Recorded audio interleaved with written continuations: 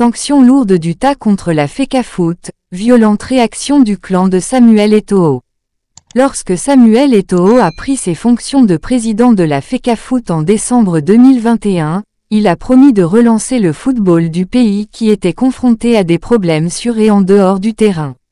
Mais à peine 20 mois après son entrée en fonction, sa présidence a déjà été secouée par des scandales.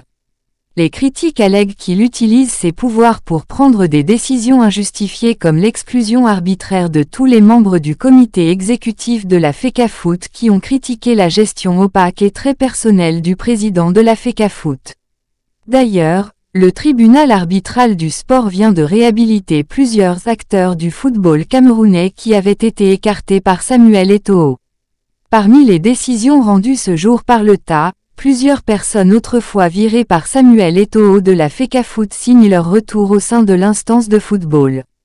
Ainsi donc, le magistrat Gilbert Schlick, la Ligue professionnelle du football du Cameroun, LFPC, du général Semang, M. Kedem, président de la Ligue régionale de l'Ouest et Guy Gatama ont été réhabilités par la décision d'Utah. Du côté du clan de Samuel Eto'o, Jean Crépin Niamsi a aussitôt réagi et ne comprend pas la décision d'Utah. Voici ce qu'il dit. « Chers compatriotes, je ne recule jamais devant l'adversité. Ma fidélité et ma loyauté sont indéfectibles à Samuel Eto'o. Il demeure le patron de la FECAFOOT avec des objectifs de restructuration du football camerounais. Les décisions d'Utah sont pour l'avancement du football ou pour le positionnement des individus.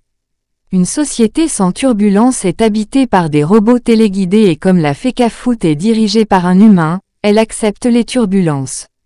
Seul l'intérêt de notre football est primordial. Nous voulons tous avoir la maîtrise de la gestion et pourtant, nous n'avons pas tous eu le mandat de la maîtrise de cette gestion. Les délégués ont voté une personne et il est encore à l'heure actuelle, la seule personne décisionnaire et responsable devant tous.